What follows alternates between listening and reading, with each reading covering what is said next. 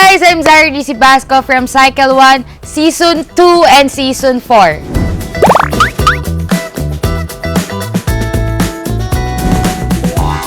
Si Zaira, masasabi kong estudyante lang. Estudyanteng mahilig lang manood ng K-drama, estudyante lang na parang ginagawa lang libangan yung TikTok. Yun lang yung parang madalas kong gawin before ako pumasok ng The House of Collab.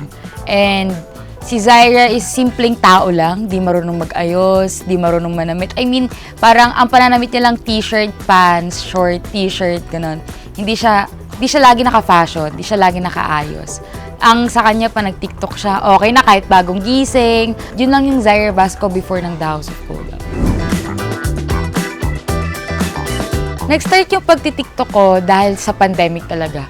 Kasi, syempre pandemic, parang wala kang ibang ginagawa. Parang ako, parang naburyo na ako sa life na puro na lang K-drama, puro na akong school. Like parang hindi man lang nababago. So nag-try ako mag-TikTok just for fun lang talaga. Na parang natutuwa ako na express ko yung talent ko sa pagsasayaw, yung parang mema-memang pagpapakyut, gano'n na parang hindi ko alam, nagtitrend pala yun sa ganong bagay. Nagulat ako nung first trend ko talaga sa TikTok yung parang sumayaw lang ako na naka-uniform yung taas. Kasi kaya ako nag-TikTok that time. Mag-speech ako sa old school ko. Dahil with honors si Ate Muzay, dahil nga masipag na estudyante. Tapos nagulat ako, after ko mag-speech, nag-viral siya, parang wala pang 1 hour, naka 1 million views na siya, ganun. So yun na yun. Tapos doon na yun nag-start na parang, what if i-try ko? So nag-try ako, pero hindi ako active talaga. Dumating ako sa point sa life ko na masyadong dark na yung life, na parang masyado na ako nalalaman ng problema, ng sistema ng pandemic. Wala na buhay ko isang kwarto. Parang naka-maximize na dun yung life ko na parang iikot lang ako, lalabas lang ako. Lagi lang ako nandun sa kwarto, umiiyak. Tinry kong i-redeem yung self ko to the point na maghahanap ako ng libangan. Which is yun nga TikTok. And nagkaroon ako ng friend na si Teletan yan, from Season 1 din ng The House of Collab Cycle 1, is doon ko nalaman yung The House of Collab. Tapos sabi ko, ano yung talk? Ano yung The House of Collab? Tapos, sinearch ko. Tapos doon na ako nakakita na, ay, hala, ang galing. Kasi may mga content creator or mga kapwa content creator ako na nasa The House of Collab. Na parang doon ako naging interesting hanggang sa, naging fan. Naging fan talaga ako ng The House of Collab. Hanggang sa nagkaroon ako ng interest na, hay, subukan ko. Subukan ko kaya. Pero may hindrance ako sa sarili ko na, kaya ko ba? Kasi takot ako Alam ko na hindi ako papayagan. Pero yon, thank you Lord, nandito ako. Part of Season 2. So, ayun, nagpapa-audition ulit si Kuya Ryan. At dahil hindi tayo nakapasok sa Season 1, kailangan natin pumasok sa Season 2. Season 1 pa lang, nag-audition na ako. Nung batch 2, batch 3, nag-audition na ako. Kasi parang doon na parang gusto ko na ma-experience, yung na-experience nila. Kasi nakakatuwa na parang nasa iisa kayong mansyon, tapos iba-iba kayo na pananggalingan, pero iisa lang yung gusto nyo.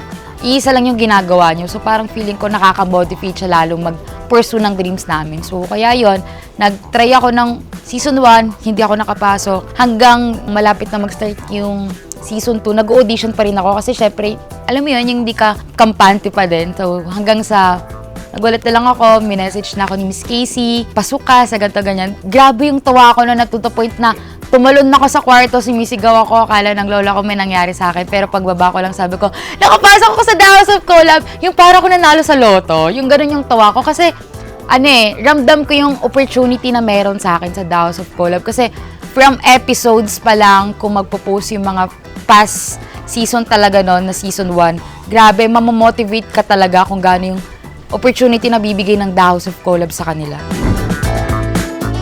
Nag-expect lang ako ng magaan na trabaho. Hindi ko, kung papanoodin ko lang siya talaga as a fan, hindi ko alam na ganun pala. Akala ko puro fun lang, puro ganto, kulitan lang. Tapos nagulat ako, pagdating nung Season 2, ibang-iba. Nagkaroon ng 2x7, nagkaroon ng Kumu, nagkaroon ng Kumu Challenge, nagkaroon ng YT episode na challenge. Doon, nagulat ako na parang, ay, iba siya. Iba siya, pero nakakatuwa. Even though na parang tinutulungan kami ng The House of Collab sa pangarap namin. Never nila kaming nalimutan na pagsabihan na, wag mo pa rin papabayaan yung pag-aaral mo. Kasi since pumasok ako sa The House of Collab, until now, nagsuschool pa rin ako. Pinagsasabi ko yung school ko, pati yung trabaho ko tong as content creator. And thank Gods lang talaga ako kasi nasa mabuti akong kamay.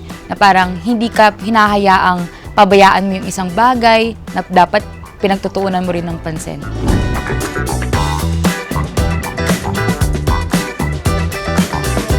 Naka-meet po ako ng mga some artista na parang pinapanood ko lang sa TV.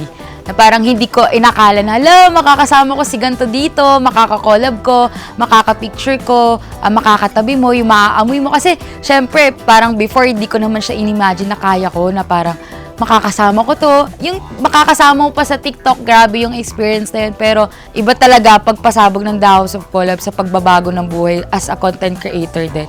And dati, ang tawag lang sa amin, TikToker. Ngayon, content creators na, diba? So, grabe din talaga. Tsaka, isa sa pinaka-big impact din na natulong sa akin ng The House of Collab, masasabi ko talaga financially. Na parang, hindi ko in-expect na parang kaya ko palang kumita ng ganito. Nang hindi ka nahihirapan, na parang kailangan mo lang sundin yung mga dapat mong gawin. Big changes talaga yung pagpasok ko sa The House of Collab. Na dati, hirap akong makakuha ng gantong bagay. Dati, hindi ko mabili yung gusto ko. Lagi akong naiinggit. Lagi ko sinasabi sa sarili ko na, ay, kailan ko kaya mabibili yung gusto ko? Kailan ko kaya mapoprovide yung kailangan ko? And now, happy ako na ako na yung tumutulong ngayon talaga sa family ko. Especially sa mom ko kasi broken fam kami, so single mom yung parents ko. Ako yung parang katuwang ng nanay ko when it comes to financially talaga, lalo na sa aming magkakapatid. And ako, sa sarili ko, ako na mismo yung bumubuhay. Ako na bumabay ng tuition ko, lahat ng kailangan ko, medication ko, kahit sa sakit ko, yung needs ko, lahat ako na yon.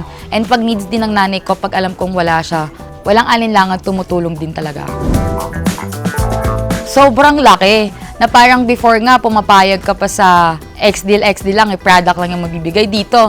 Sometimes X-deal with, yung with money pa eh. Pero, grabe, from 5 digit to 6 digit yung nangyari. Mapapawaw ka na lang talaga as in, na parang, kaya ko pala, possible pala yung ganito. Grabe, ginawa talaga ng The House of Collab yung mga impossible na possible pala. Syempre, hindi naman yun basta-basta lang din mangyari kung hindi rin namin ginagawa yung part namin. Kaya, thank you rin talaga ako sa FEMI na, lalo na sa mga handlers manager namin kasi hindi ako magiging ganito kadisiplinado kundi rin dahil sa kanila. Hindi rin ako matututong gumawa ng content, ng quality, ng mga brand magnet kung hindi rin nila ako tinutulungan. Kung baga ba, give and take. Binibigyan nila ako ng lesson, iti-take ko yun. Ibibigyan ko sila ng magandang brand, ng magandang quality ng content, bibigyan din nila ako ng brand. So, parang kailangan mo lang makinig, kailangan mo lang talagang madisiplina yung sarili mo. Pinaka-gusto ko, yung pinaka-memorable sa akin talaga nung season 2, first ever concert na virtual. Na parang hindi man siya face-to-face, pero concert eh. Tapos kasama mo si Casey Tandingan. Parang, Lord, grabe yung blessing, ganon. Ang sarap sa feeling na makakapag-perform ka ng bagay na gusto mong ginagawa. Ang sarap din sa feeling na wala kang brands noon, tapos yung brands mo ngayon, mga pang-international.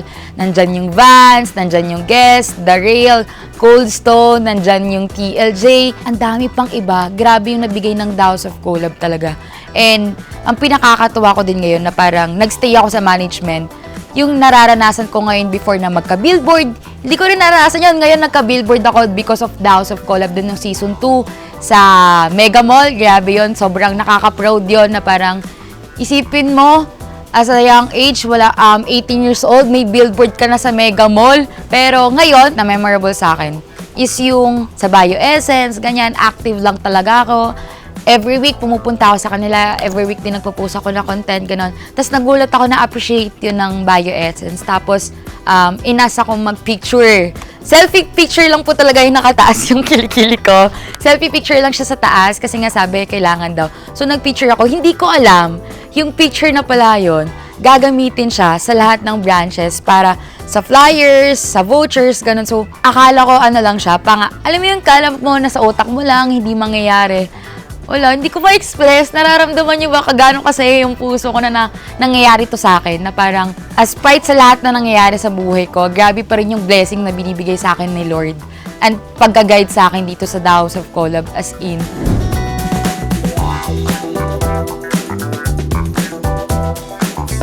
Sa lahat ng mga gustong sumali dito sa The House of Collab, huwag na kayo mag-alinlangan pa. Mag-audition na kayo talaga. Masasabi ko dito, hindi masasayang yung panahon, yung oras na i-invest nyo dito sa Daos of Collab kasi wala silang ibang ginawa kundi tulungan at i-improve talaga tayo as content creator na hindi lang basta individual. Matutulungan ka financially, as content creator, as individual mo na parang makakatulong ka hindi lang sa sarili mo, kundi sa pamilya mo din.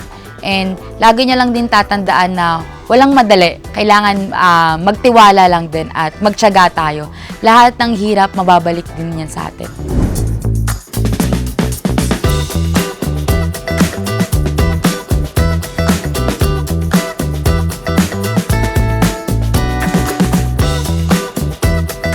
Once again, guys, I'm Zaira Basco from Cycle 1, Season 2 and Season 4. Bye!